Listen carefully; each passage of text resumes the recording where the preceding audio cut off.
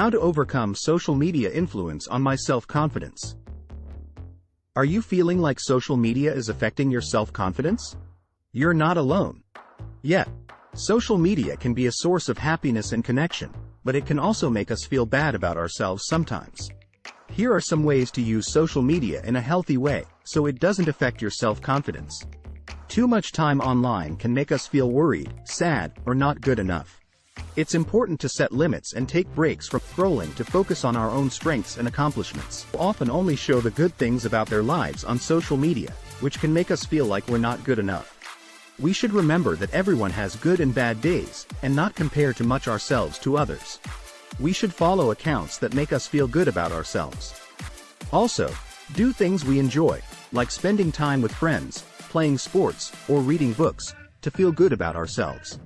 What we see online is not always the same as real life, so let's focus on ourselves and be kind to ourselves and others. Social media is an incredibly powerful tool for staying connected and informed. But it's important to be mindful of the potential pitfalls and use it in a way that positively impacts your mental health and well-being. Be confident, be yourself, and subscribe to our channel.